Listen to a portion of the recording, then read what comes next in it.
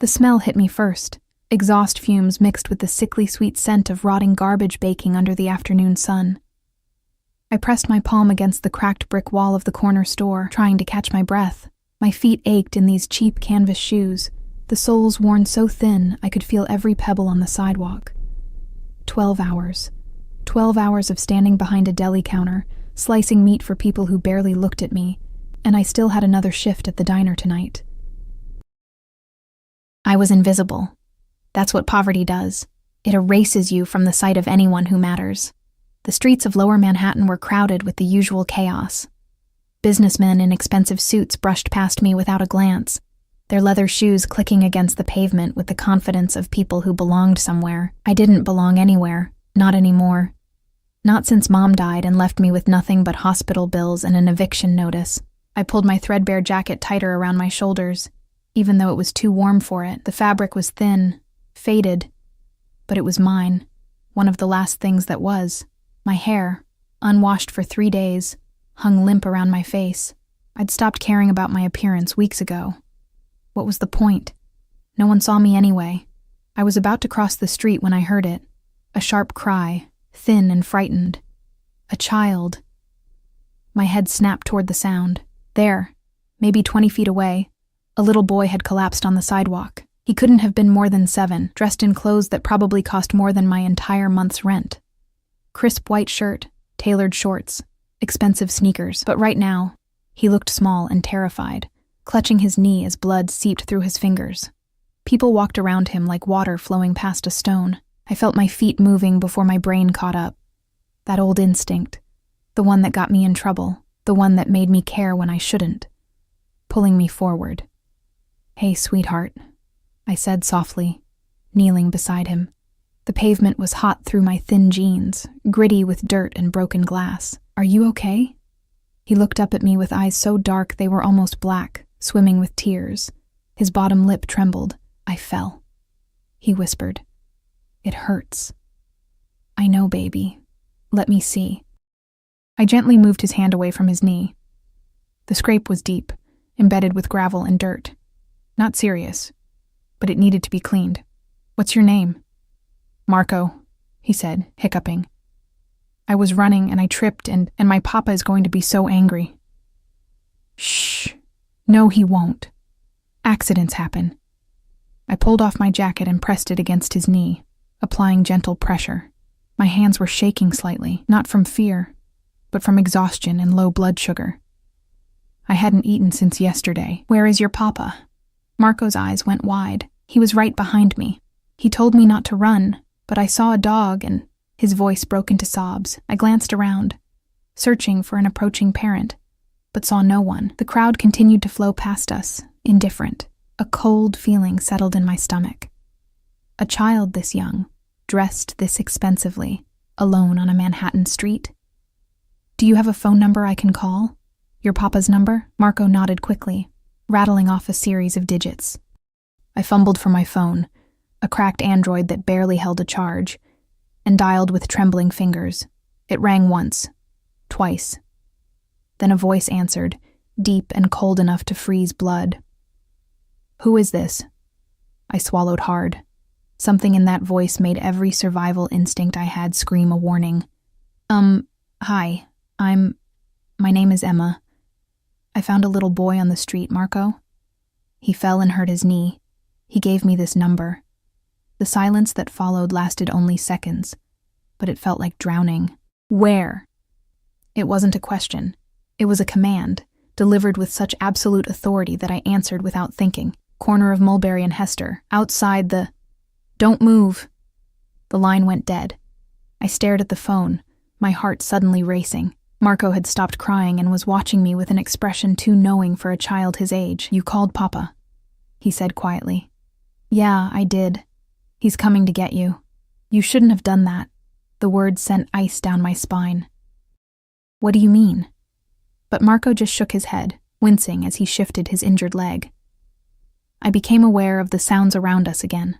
The traffic, the voices, the endless pulse of the city. But now there was something else, a change in the air, like the pressure drop before a storm.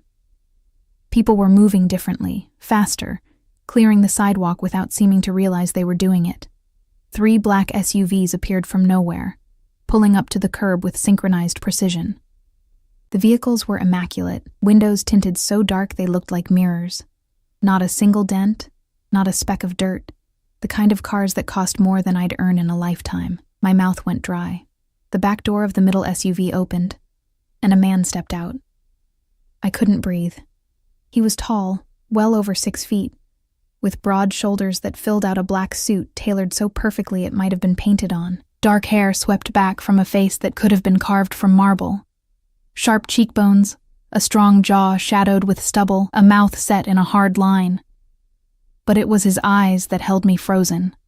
Dark, intense, and completely devoid of warmth as they swept the street with predatory awareness. He moved with the deadly grace of a panther, every step deliberate, controlled. 2 men flanked him immediately, both built like tanks, hands hovering near their jackets in a way that made my stomach clench. More men emerged from the other vehicles, forming a perimeter around us with military efficiency. People weren't just walking around us anymore. They were fleeing. The man's gaze found Marco first, and something flickered in those cold eyes. Relief? Fear? Then his attention shifted to me, still kneeling on the filthy sidewalk with my jacket pressed to his son's knee, and the air itself seemed to freeze. He stopped 3 feet away, towering over me. Up close I could smell him, expensive cologne, leather and something darker, danger, power, the kind that didn't ask for respect. It demanded it. "Papa!" Marco reached for him, and the man moved, scooping his son up with a gentleness that seemed impossible from someone who radiated such lethal control. "Shh, Piccolo. I have you." His voice was different now, softer but still edged with steel. He examined Marco's knee with careful fingers, his jaw tightening. Then those dark eyes lifted to me again. "You called me." It wasn't a question, but I nodded anyway, struggling to my feet. My legs felt weak. I was acutely aware of how I must look. Dirty, exhausted, in clothes that had seen better days. Next to him, I was nothing, a shadow, a ghost. "He was hurt," I said, my voice smaller than I wanted it to be. I didn't know what else to do. He studied me with an intensity that made me feel stripped bare, like he could see every secret I'd ever kept. One of the men beside him leaned in, whispering something urgent. But the man, Marco's father, didn't look away from me. "What is your name?" "Emma. Emma Clark." "Emma," he said it like he was tasting it, memorizing it. "Do you know who I am?" I shook my head, even though warning bells were screaming in my mind. The cars, the guards, the way everyone had scattered, I knew exactly what he was. I just didn't know his name. Something that might have been approval flickered across his face. Dante Russo. He shifted Marco in his arms, reaching into his jacket.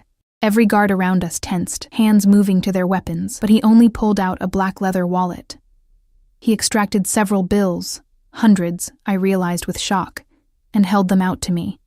For helping my son. I stared at the money. It was more than I made in a month, more than enough to pay this week's rent, buy groceries, maybe even fix my phone screen. My fingers itched to take it, but something in his eyes made me hesitate. This wasn't gratitude. This was a test. "I don't want money," I heard myself say. "I just wanted to make sure he was okay." Dante Russo went very, very still. The men around him exchanged glances. Marco's small fingers gripped his father's jacket tighter. "Everyone wants something," Dante said quietly, dangerously. Not for helping a hurt kid. I bent down to pick up my jacket from the sidewalk, trying to hide how badly my hands were shaking. The fabric was stained with Marco's blood now, probably ruined. "He's fine. The scrape needs to be cleaned and bandaged, but it's not deep." I turned to walk away, every instinct screaming at me to run, to disappear into the crowd before... "Wait." The command in his voice stopped me like a physical hand. I looked back over my shoulder. Dante Russo was watching me with an expression I couldn't read, Marco still cradled in his arms. "You're bleeding," he said. I glanced down. My palm was scraped from catching myself when I'd knelt on the pavement, a thin line of blood trickling down my wrist. I hadn't even noticed. "It's nothing," I said. "Carlo, Dante didn't raise his voice, but one of the guards immediately stepped forward. Take her to the hospital. Make sure she's seen by the best doctor. Send me the bill. No, really, I'm fine. I insist.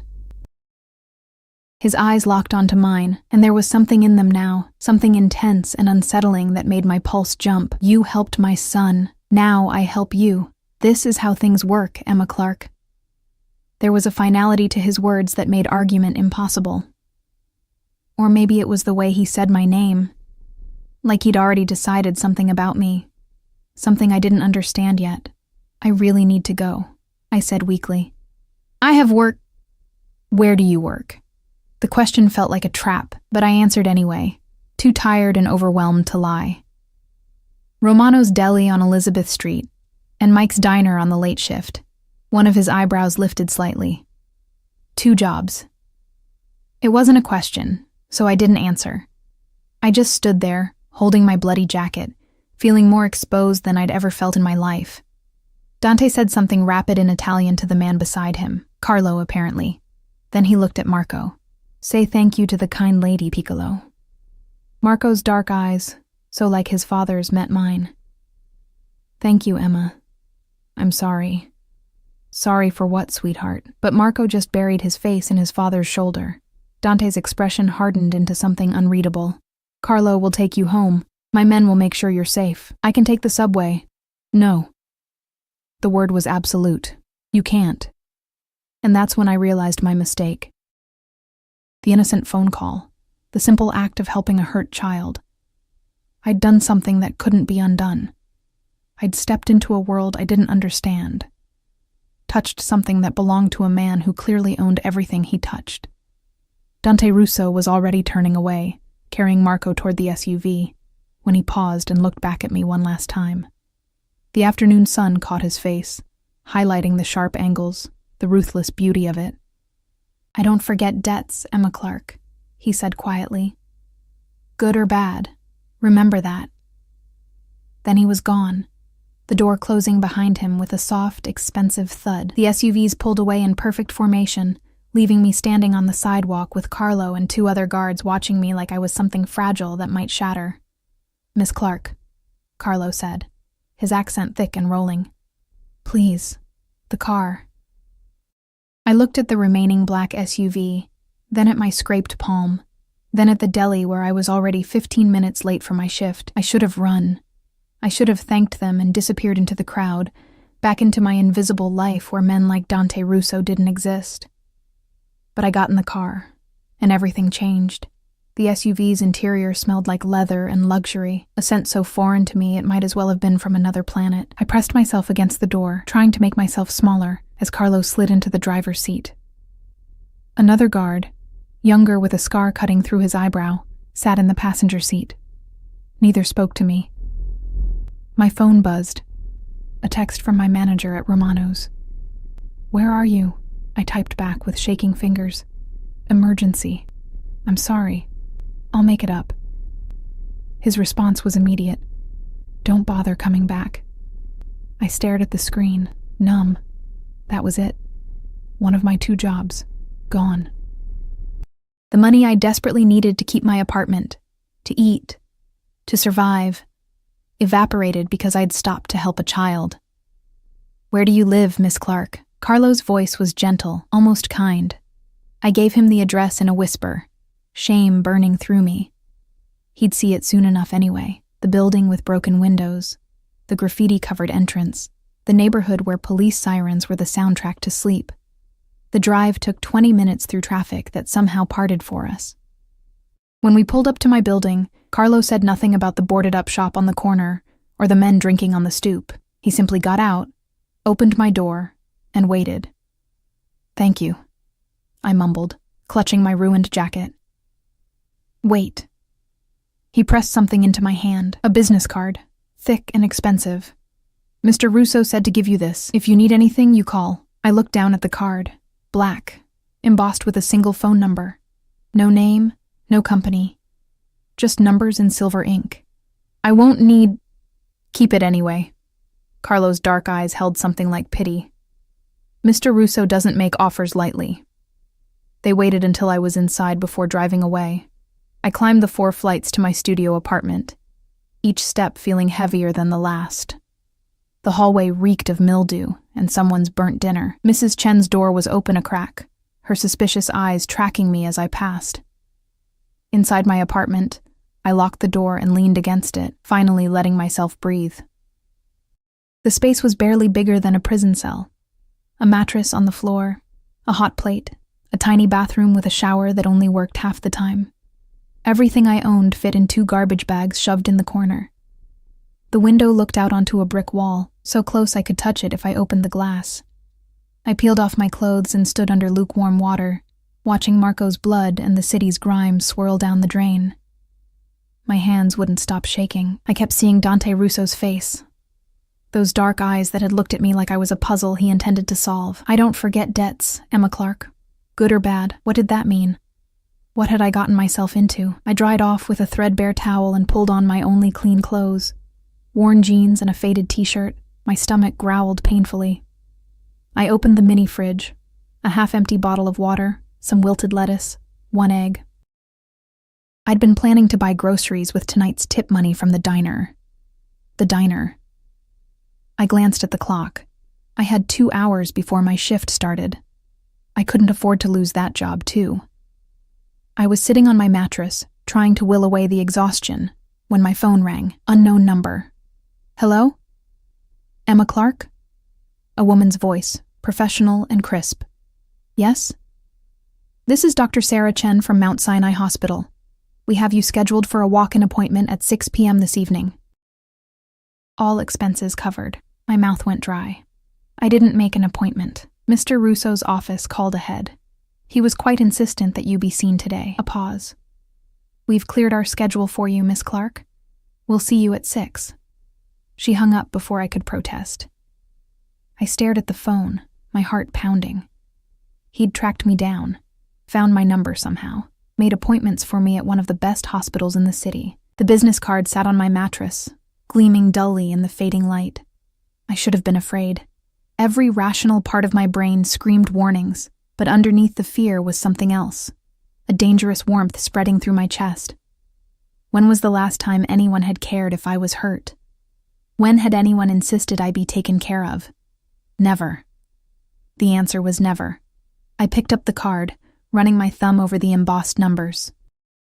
The weight of it felt significant, like a door opening to a world I'd only ever glimpsed from the outside. I went to the hospital. Mount Sinai's private wing was like stepping into a different dimension.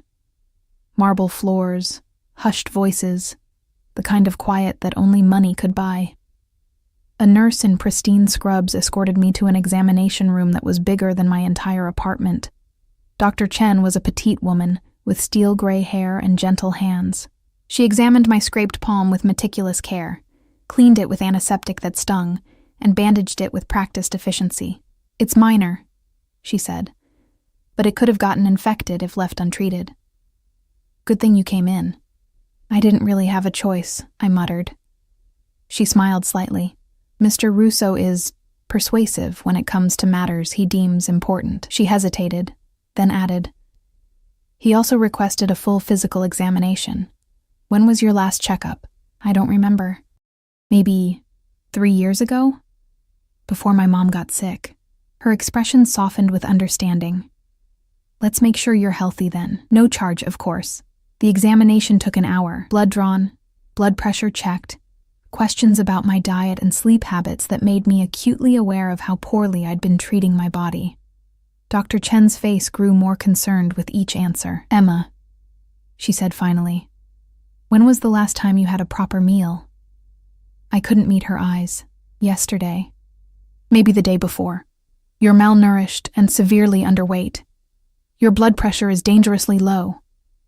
She wrote something on her tablet. I'm prescribing vitamins and supplements. I'm also going to recommend... I can't afford any of that. Mr. Russo's office is covering everything, she said firmly. And I'm not just talking about today's visit. He's opened an account for your ongoing care. The room tilted slightly. Why would he do that?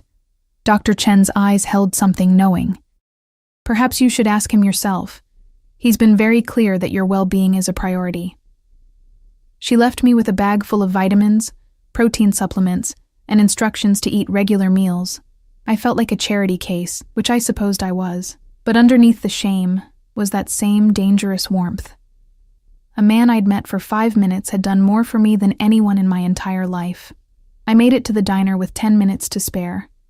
Mike, the owner, barely looked up when I tied on my apron. "Table 6 needs waters," he grunted. The shift was brutal. My feet, already aching from the morning, screamed with every step. The dinner rush was relentless. Demanding customers, complicated orders, a cook who was slower than usual. I moved through it all in a fog, my mind replaying the afternoon over and over. Dante Russo. The name had a weight to it, a power. I'd wanted to Google him on my break, but something stopped me. Maybe I didn't want to know. Maybe ignorance was safer. At 11 p.m., a group of men in expensive suits took a corner booth. Something about them made my skin prickle. The way they scanned the room, the bulges under their jackets. One of them caught my eye and smiled, but it wasn't friendly. "Hey, sweetheart," he called as I passed. "Come here." I approached with my order pad, trying to keep my expression neutral. "What can I get you?" "Information." He leaned back, studying me with pale eyes that reminded me of a snake. "You Emma Clark?" Every muscle in my body tensed. "Who's asking?" "A friend. Heard you met Dante Russo today. That true?" I didn't answer. Couldn't. My throat had closed up. The man's smile widened. "That's a yes." "Interesting. What's a girl like you doing with a man like him?" "I helped his son. That's all." "That's all," he repeated mockingly. "You know what Russo is?" "A father." One of the other men laughed, a harsh sound. "Cute. Real cute. Tell me, sweetheart, did he pay you well for your assistance?" The implication in his voice made my stomach turn. "I need to take your order," or his hand shot out, gripping my wrist. Not hard enough to hurt, but firm enough to trap. "I'm having a conversation with you. That's rude," walking away. "Let go of me." "Or what?" He pulled me closer, and I could smell alcohol on his breath. "You'll call your boyfriend? The big bad Russo?" The diner had gone quiet. Mike was watching from behind the counter, but he didn't move. No one moved. They never did. I was on my own, like always. "Please," I said quietly, hating the tremor in my voice. "Let me go." He did, suddenly shoving me back. I stumbled, catching myself on the edge of the table. The men laughed. "Run along, sweetheart. But do me a favor. When you see Russo again, tell him Tony Marcelli sends his regards. Tell him I'm looking forward to our next conversation." I fled to the kitchen, my heart hammering. My hands shook so badly I could barely hold the water pitcher. Mike found me there, his weathered face twisted with disgust. "Those guys are trouble," he muttered. "Bad crowd. You stay away from them." "I don't even know them." "You know Russo. That's enough." He grabbed my arm, his fingers biting into my skin. "Listen to me, kid. Whatever you got going with that man, end it. Now. Before you end up dead in an alley somewhere." "I don't have anything going with him. I don't care. Stay away. That's an order." He released me, shaking his head. "Guys like that, they're poison. Everything they touch turns to ash." I finished my shift in silence, avoiding the corner booth. The men left without paying, laughing as they walked out. Mike didn't say anything about it. He just locked the door behind them and told me to go home. The subway ride back was empty, echoing. I kept seeing those pale snake eyes, hearing that mocking voice. "Tony Marcelli sends his regards." Who was he? Why did my meeting Dante matter to him? I climbed the stairs to my apartment, exhaustion pulling at every limb. All I wanted was to collapse on my mattress and sleep for a week. But when I reached my door, I stopped. There was a box outside it, large, white, tied with a black ribbon. My heart started to race. I looked up and down the hallway, but it was empty. Mrs.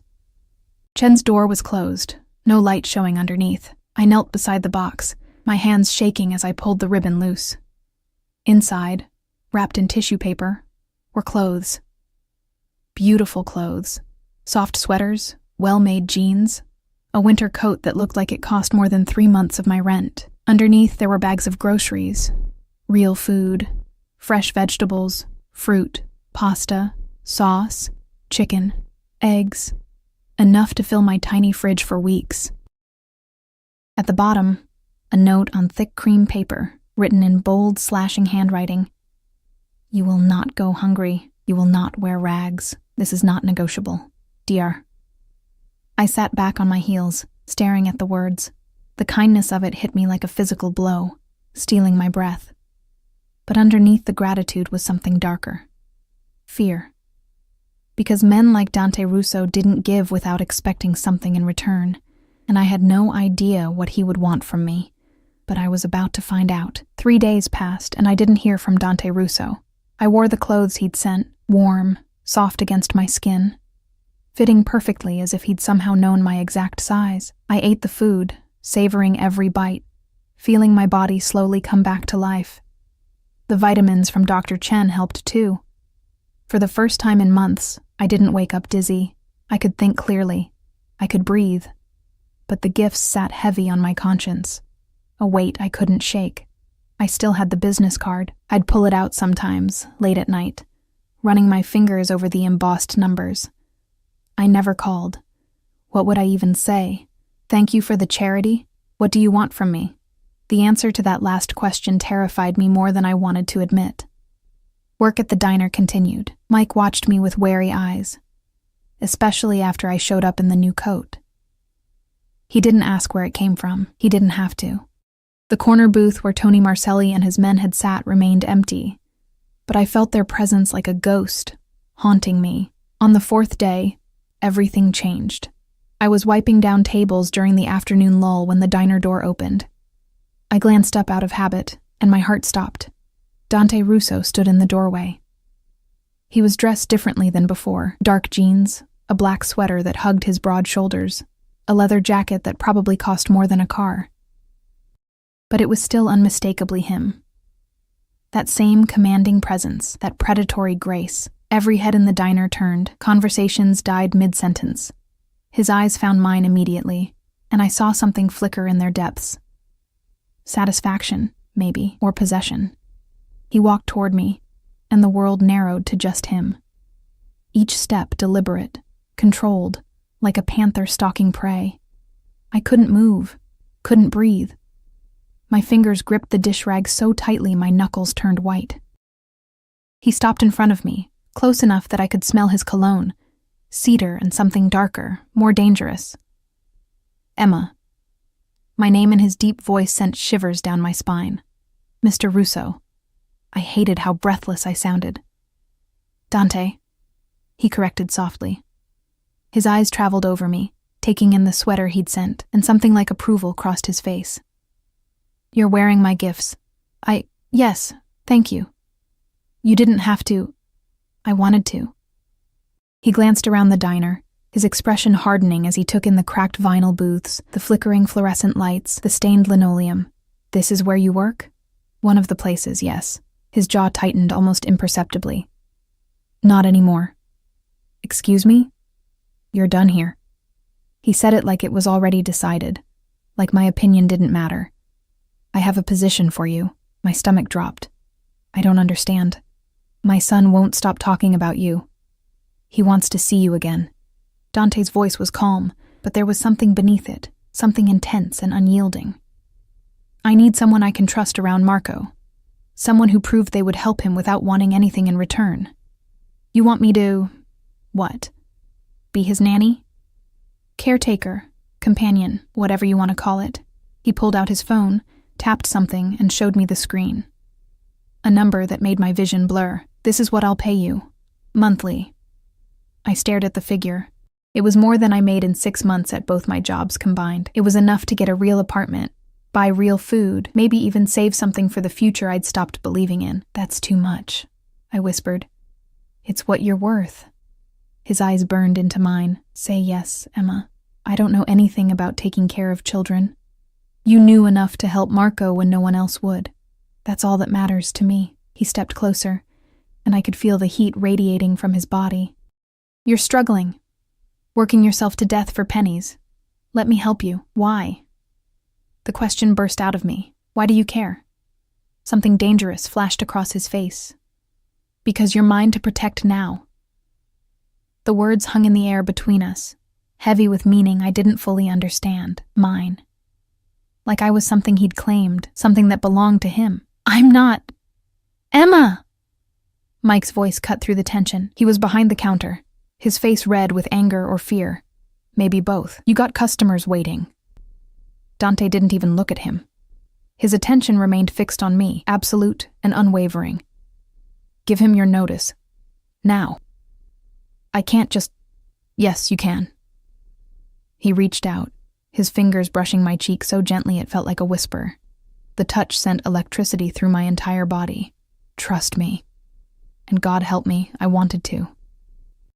Every instinct I'd honed to survive screamed that this was dangerous, that men like Dante Russo consumed everything they touched. But I was so tired of being hungry, of being invisible, of fighting just to exist. Okay, I heard myself say. Okay. Satisfaction blazed in his eyes. Good girl. He pulled out another card, different from the first, this one white with an address embossed in gold. Come to this address tomorrow morning. 8 a.m., Carlo will be waiting. Tomorrow? But I need to give 2 weeks. I'll handle it. He turned toward Mike, and the temperature in the room seemed to drop 10 degrees. She's done here. Today. Now. Mike's face went pale. Now listen here. Dante moved so fast I barely saw it. One moment he was beside me, the next he was at the counter, leaning in close to Mike. I couldn't hear what he said, but I saw Mike's expression crumble from anger to terror in the space of a heartbeat. When Dante straightened, Mike was nodding frantically. Yeah, okay, she can go. Dante returned to me, pulling out his wallet. He extracted several $100 bills and placed them on the table. For her final wages, and compensation for the short notice. It was probably 10 times what Mike owed me. Take off your apron, Dante said quietly. My hands shook as I untied it, letting the stained fabric fall to the floor. Without it, I felt naked. Exposed. This diner, as horrible as it was, had been my anchor, my last connection to the life I knew. Come.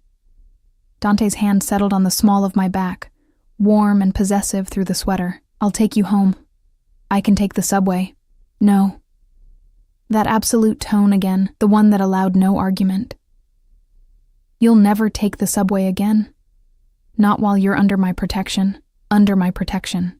The words should have comforted me. Instead, they felt like a cage door closing, but I let him guide me out of the diner, past the staring customers, into the cold afternoon air where a black SUV waited at the curb.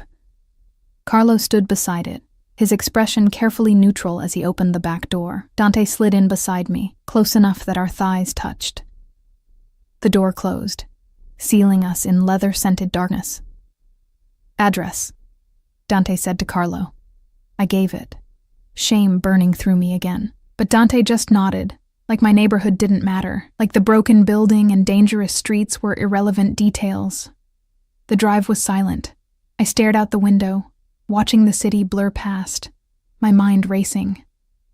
What had I just agreed to? Who was this man sitting beside me, radiating power and danger like heat from a furnace? You're afraid of me, Dante said suddenly. Not a question, an observation. I swallowed hard. Should I be? That depends. He shifted, and I felt his gaze on my profile like a physical touch. I protect what's mine, Emma, fiercely. But I also expect loyalty, honesty. Can you give me that? I don't even know you. You will. The certainty in his voice sent chills down my spine. And I'll know you. Every part of you. Every secret. Every fear. Every dream you've buried because you thought you didn't deserve them. I turned to look at him then, and the intensity in his dark eyes stole my breath. He wasn't just looking at me. He was seeing me. Really seeing me. In a way no one ever had. Why? I whispered. Why me? His hand came up, cupping my face with surprising gentleness. His thumb traced my cheekbone, and I shivered. Because when everyone else walked past my son, you stopped. Because you refused my money. Because you're the first real thing I've seen in years." His voice dropped lower, rougher. "And because from the moment I saw you kneeling on that dirty sidewalk covered in grime and blood, looking up at me with those defiant eyes, you were mine. You just didn't know it yet." My heart hammered against my ribs. "That's crazy." "Yes." A dark smile curved his lips. "It is, but I've never claimed to be sane, Emma. Just honest." The SUV pulled up to my building. Dante's expression hardened as he took in the graffiti, the broken windows, the men loitering on the corner who scattered the moment they saw the vehicle. "You live here?" Again, not a question. "Yes." His jaw clenched. "Not anymore. Pack your things. You're coming with me." "What?" "No, I can't just... This place isn't safe." His voice was hard now, edged with something that might have been anger. "Do you know who Tony Marcelli is? The name from the diner." I shook my head. "He's my enemy. A rival who would love nothing more than to hurt me through anyone I care about." Dante's hand was still on my face, holding me captive with his gaze. "He approached you at the diner 3 days ago. Asked about me. Threatened you." "How did you know?" "I know everything that concerns you." He leaned closer, and I could feel his breath on my lips. "Every move you make, every person who looks at you wrong, I know.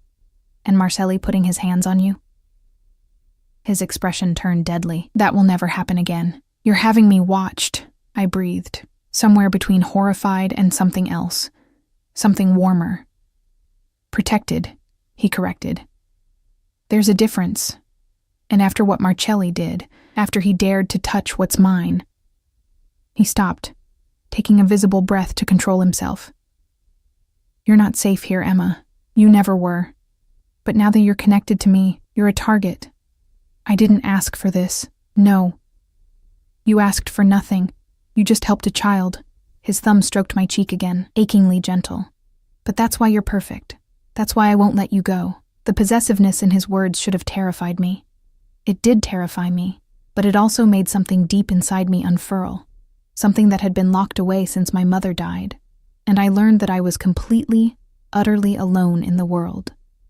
Here was a man who wanted me, who saw me, who would protect me, even if that protection felt like a beautiful cage. "Pack your essentials," Dante said, releasing me and opening the door. "Carlo will help. You have 15 minutes. 15? I can't pack my entire life in 15 minutes. You won't need most of it." He stepped out, then turned back, offering his hand. "I'll provide everything you need, better than what you have, better than you've ever had." I stared at his outstretched hand. This final moment of choice. I could refuse. I could walk away, back to my miserable apartment and my poverty and my invisible life, or I could take his hand and step into the unknown. Into danger, into a world I didn't understand, into the arms of a man who terrified and captivated me in equal measure. I took his hand. His fingers closed around mine, warm and strong, and I saw triumph flash in his eyes. "Good girl," he murmured again, pulling me close against his side as we walked into my building. And I knew, with absolute certainty, that my life would never be the same. Dante's penthouse was a world I'd only ever seen in movies, floor-to-ceiling windows overlooking Central Park, marble floors so polished I could see my reflection, furniture that probably cost more than most people's houses. Everything was sleek, modern, expensive, and cold, beautiful, but sterile, like a museum instead of a home. Carlo had driven us here after I'd thrown my few belongings into garbage bags. Dante hadn't said a word about my pathetic possessions. He'd just carried them himself, refusing to let Carlo touch them. Like even my worn clothes were something precious. Now I stood in the main living area, feeling completely out of place in my secondhand jeans and borrowed sweater, while Dante moved through the space with casual ownership. "Your room is this way." He led me down a hallway lined with abstract art. The door he opened revealed a bedroom bigger than my entire previous apartment. A massive bed with white linens, a walk-in closet, an ensuite bathroom with a tub that could fit 3 people. "This is... too much," I whispered. "It's what you deserve." He set my bags down by the closet. "There are clothes already in there. I had them brought in this afternoon. If anything doesn't fit or you don't like it, tell me and I'll have it replaced." I walked to the closet and opened it, my breath catching. Rows of dresses, jeans, sweaters, shoes, everything organized by color and type. Casual clothes, formal wear, things I would never have an occasion to use. All in my size. How did you know? I told you. I know everything about you. He came up behind me, close enough that I could feel his heat. Your size, your preferences, what you need even when you don't know you need it. I turned to face him, and the intensity in his eyes made my pulse race. This is insane. You don't even know me. I'm learning. His hand came up to tuck a strand of hair behind my ear, the gesture oddly intimate. And you'll learn me, starting now. What does that mean? It means you're going to have dinner with me and Marco. He's been asking about you constantly. Something soft entered his expression. He doesn't trust easily, neither do I. But he trusts you. I barely spent 5 minutes with him. 5 minutes where you showed more kindness than most people have shown him in his entire life. Dante's voice hardened. His mother abandoned him when he was 2. Left him on my doorstep like garbage and disappeared. Since then, every nanny, every teacher, every person I've hired to care for him has wanted something. Money, access, connection to me. You're the first person who helped him just because he needed help. The pain in his words struck something deep in my chest. I'm sorry. I didn't know. Now you do. He stepped back, giving me space. Freshen up. Dinner is in an hour. Marco's excited to see you. He left, closing the door softly behind him.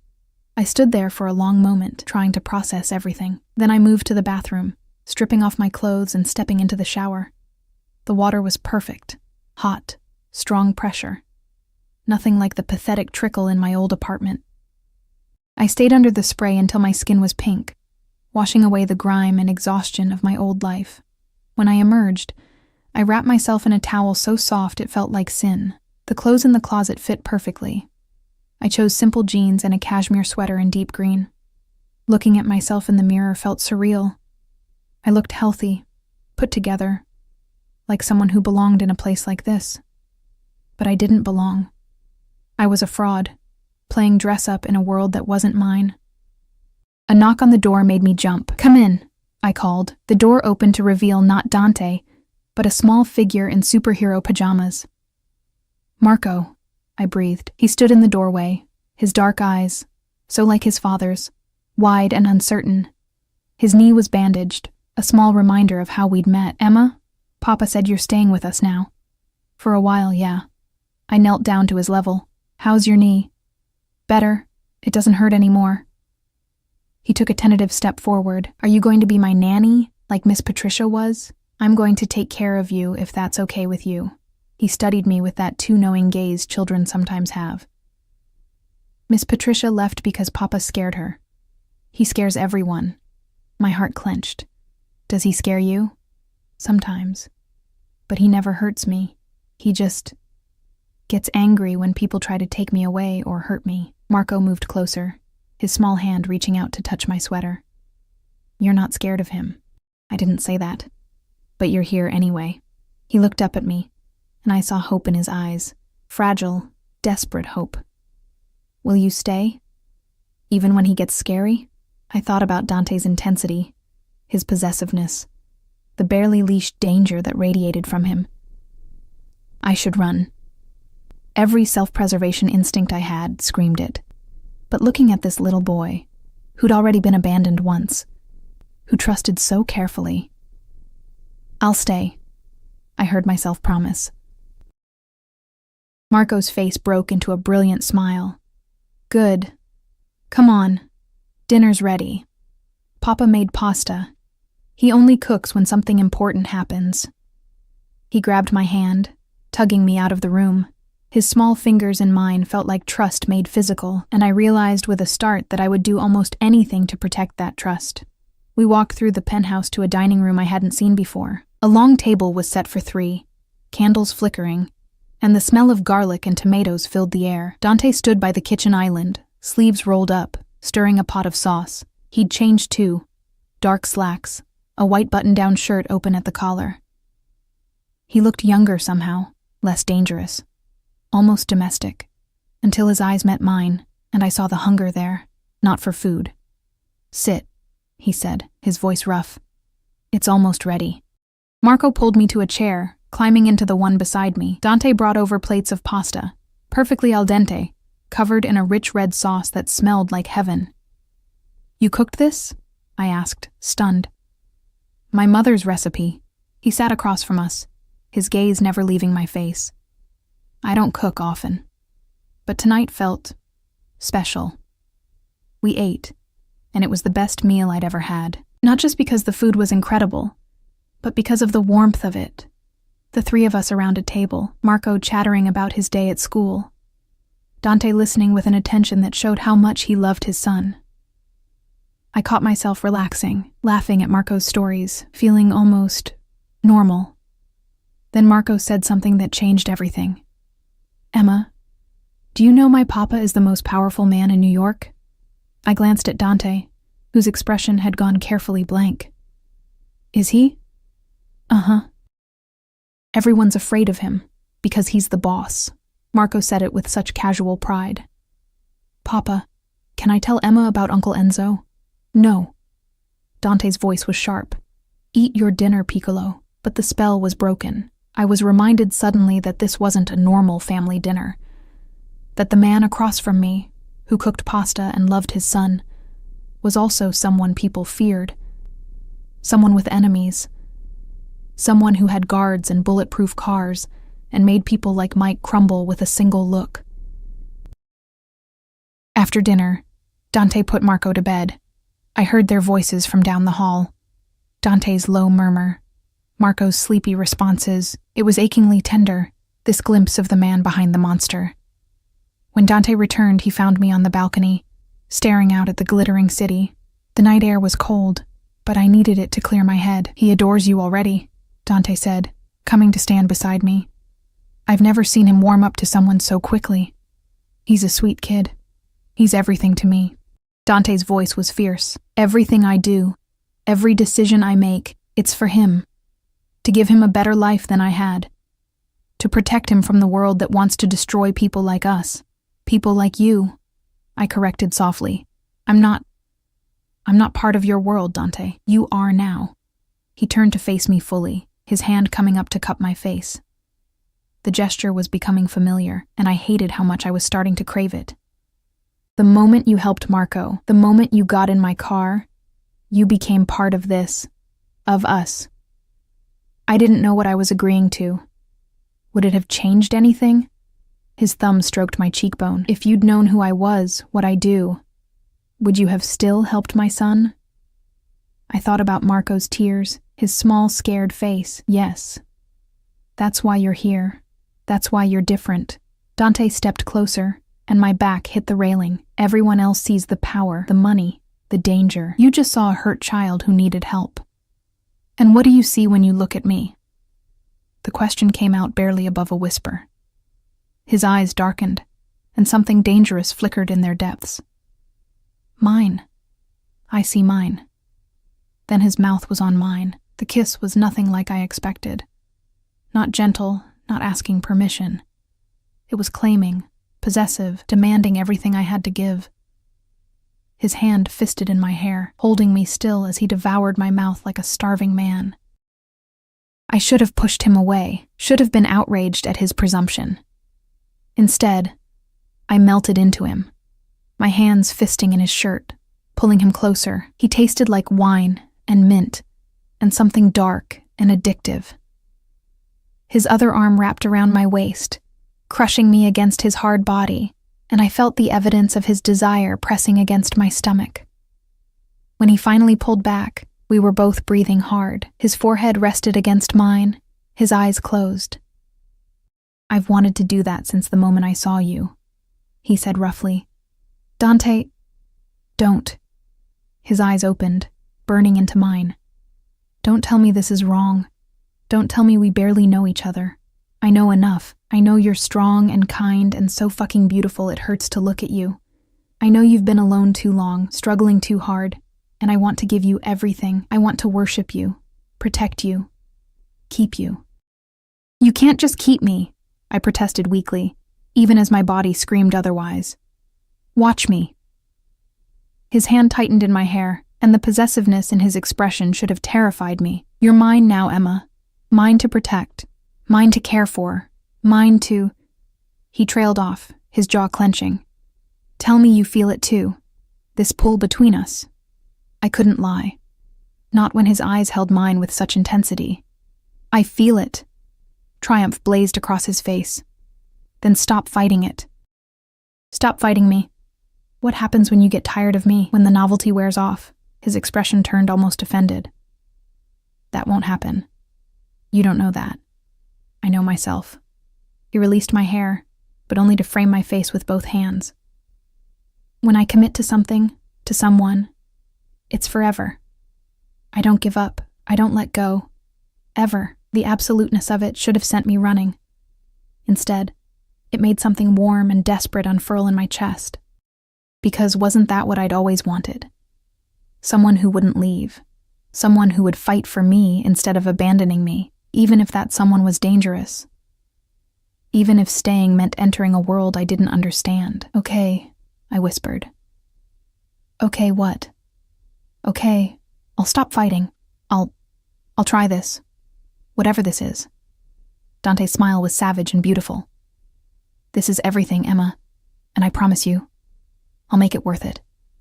He kissed me again, softer this time but no less intense, and as I stood there on that balcony, wrapped in his arms, I felt the last of my resistance crumble. I was his now.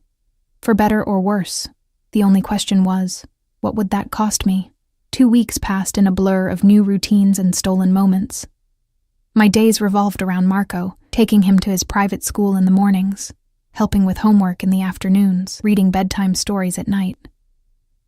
He was a bright, sensitive child who loved dinosaurs and asked a million questions about everything. Being with him filled a void I hadn't known existed, made me feel needed in a way I'd never experienced, but my nights belonged to Dante.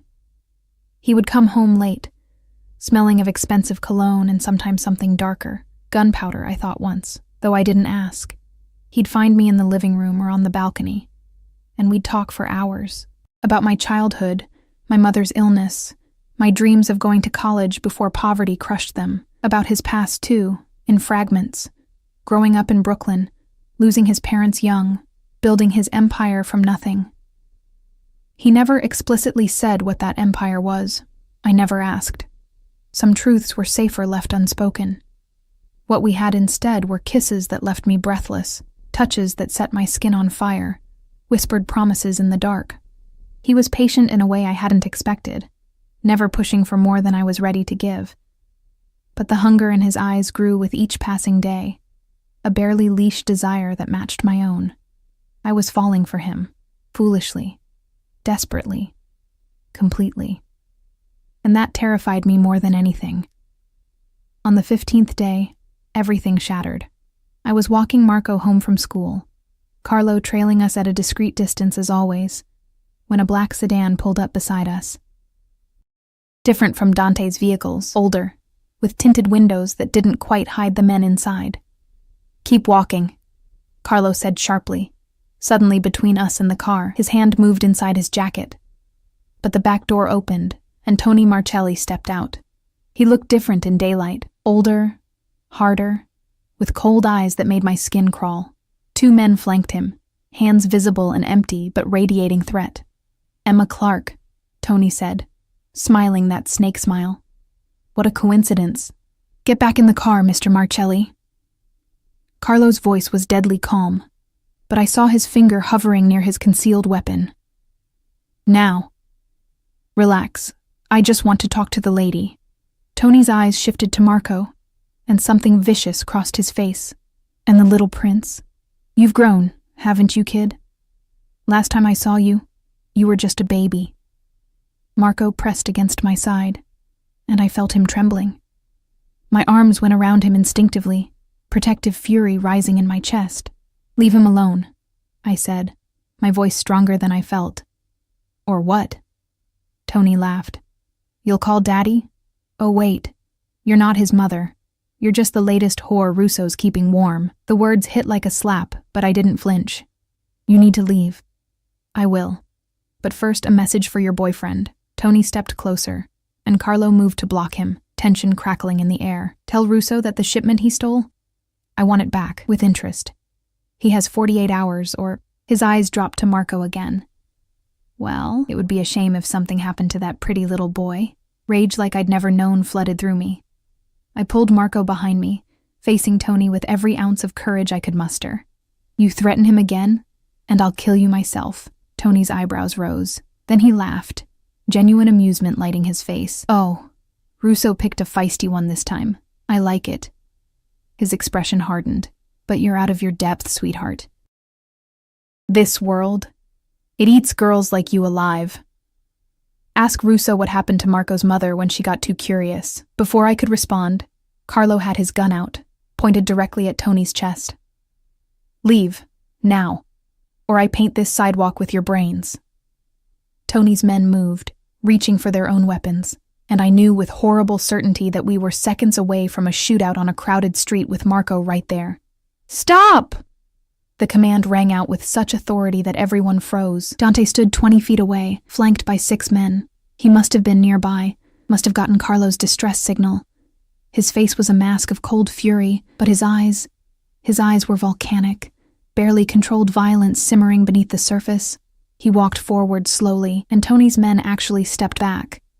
Even Tony himself looked uncertain for the first time. You threatened my son, Dante said quietly, too quietly.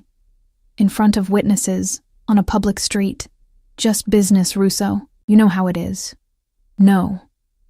Dante stopped 5 feet away, and the temperature dropped 10 degrees. There are rules. Lines we don't cross, and you just crossed every single one. What are you going to do? Start a war over... Dante moved faster than I could track. One moment he was standing still, the next his hand was around Tony's throat, slamming him against the car with brutal force. Tony's men raised their guns, but Dante's men were faster, weapons trained on every target. You threaten him again, Dante said, his voice like death itself, and I will burn everything you love to the ground. Your clubs, your businesses, your family, all of it. Ashes. Do you understand me? Tony's face was turning purple, but he managed a nod. Dante released him, stepping back. The shipment is mine. Fair payment for your betrayal last year. If you have a problem with that, take it up with the commission. But you stay away from my son. You stay away from Emma. You even look at them wrong, and you're a dead man.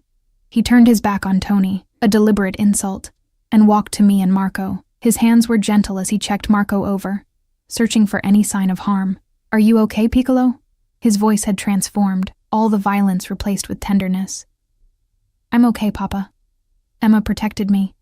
Dante's eyes lifted to mine, and what I saw there made my breath catch. Pride, possessiveness, and something deeper, something that looked almost like love. Of course she did, he said softly.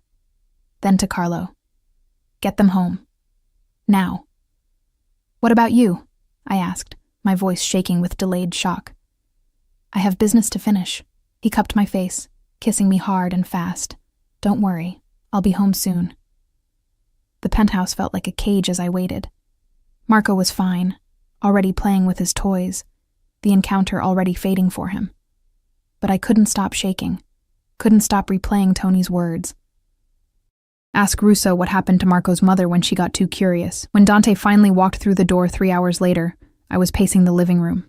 He looked tired, his jacket gone, blood on his knuckles. Is that yours? I asked, pointing to the blood. No. He moved to the bar, pouring himself whiskey. Tony won't be a problem anymore. What did you do? What I had to. He downed the drink, then poured another.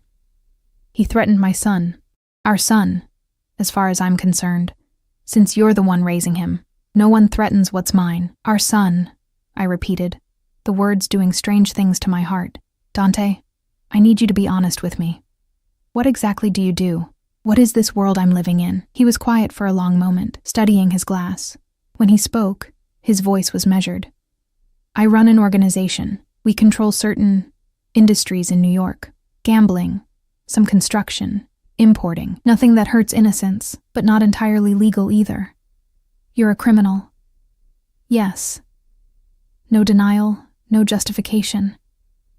I'm what people call a mafia boss, though I prefer to think of myself as a businessman who operates outside conventional systems.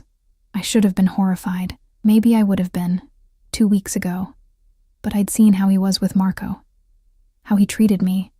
The code he lived by. Whatever else he wasn't a monster. And Marco's mother?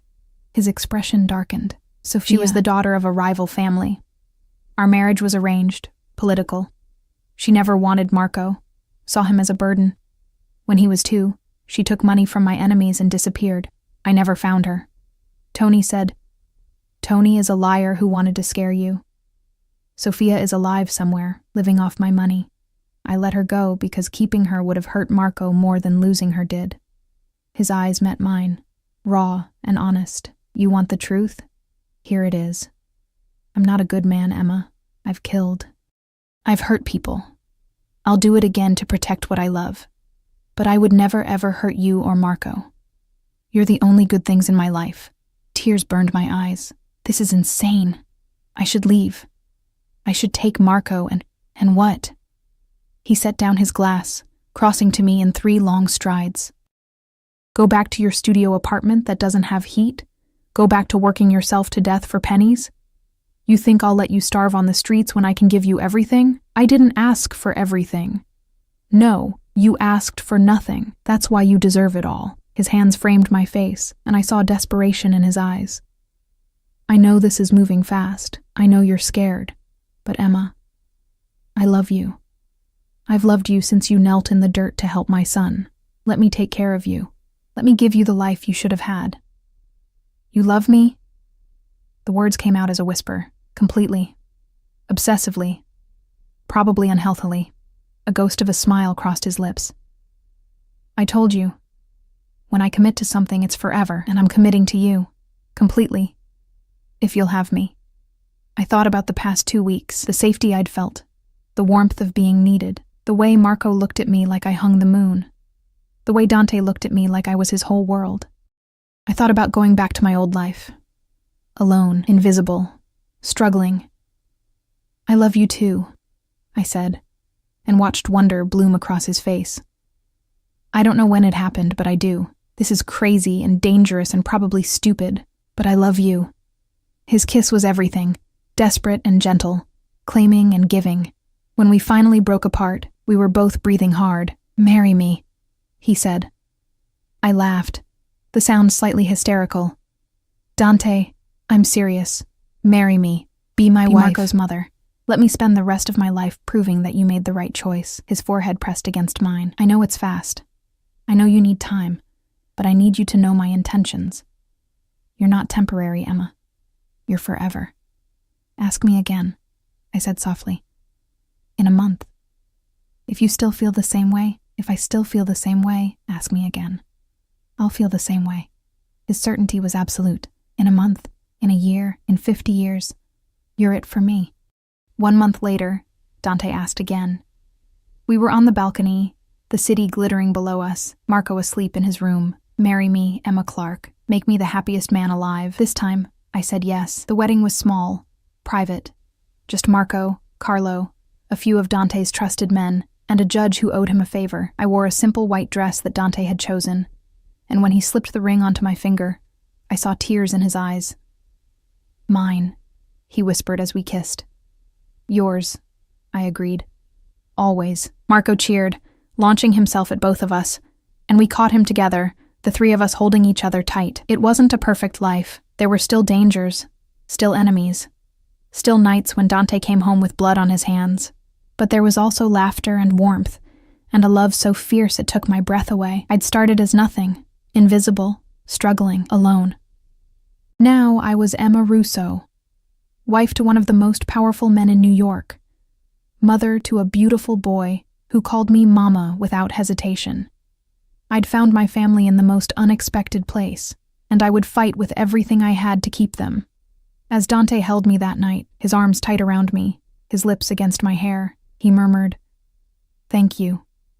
For what? For stopping. For helping Marco. For seeing past what I am to who I want to be.